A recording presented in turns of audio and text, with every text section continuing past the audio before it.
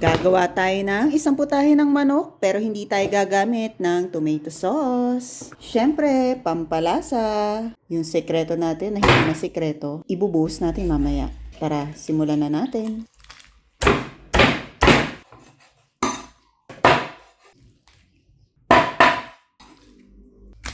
Lalagyan natin ng asin, paminta, toyo, tapos itong ating sekreto. Pwede kayong gumamit ng Sprite or lime soda, lalo na kung nasa abroad ka at wala kayong available na Mountain Dew. Massage lang natin. Tapos ibabad lang natin. So habang binababad natin, pwede kayong maghiwa ng ating ibang kakailanganin.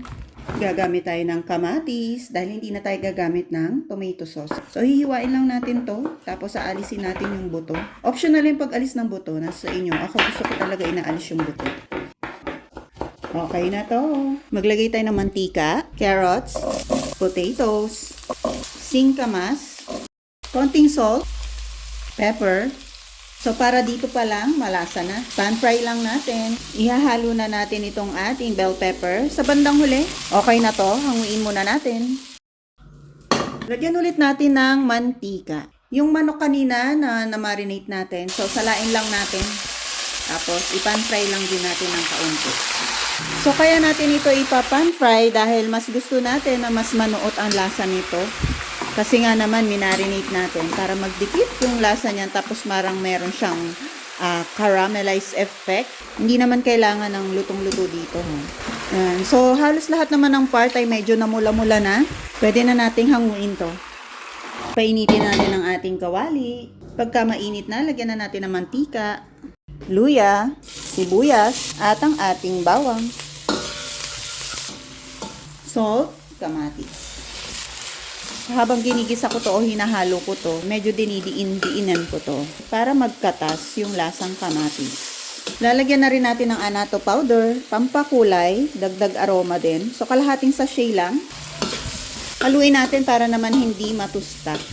So kapag ka medyo nahihiwalay na yung balat ng kamatis natin, pwede na natin idagdag yung ating manok. Oyster sauce. Beef cubes. Beef cube lang pala, walang S. Ayan. Liver spread. Laki lang. Ayaw. Nagbabaran kanina. Andyan yung lasa. So, wag na wag yung itatapon to. Haluin natin.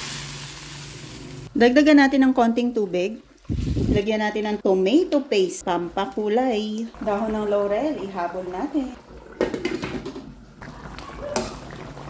At kung nakarating ka na dito, ay huwag mong kalimutan i-comment kung taga saan ka para alam ko naman kung saan na nakarating ang ating video para naman sa susunod ay ma-shoutout ko kayo. Ayan, shoutout dito sa ating mga Tafan followers, Julie Molina, Ruby Lynn Gadin, Maridel Abaygar. Ayan, isa lang yan sa mga Tafan followers natin. At sa susunod naman yung iba. Ilagay na natin to. Siling haba.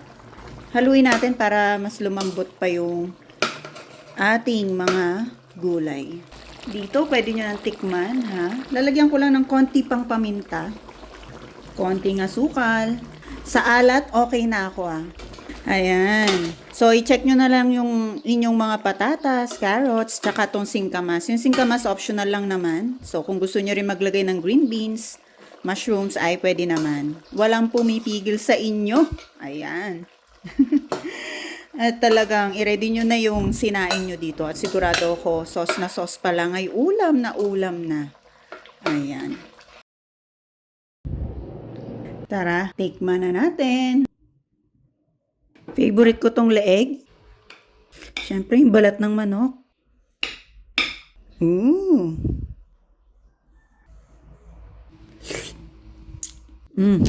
Oh.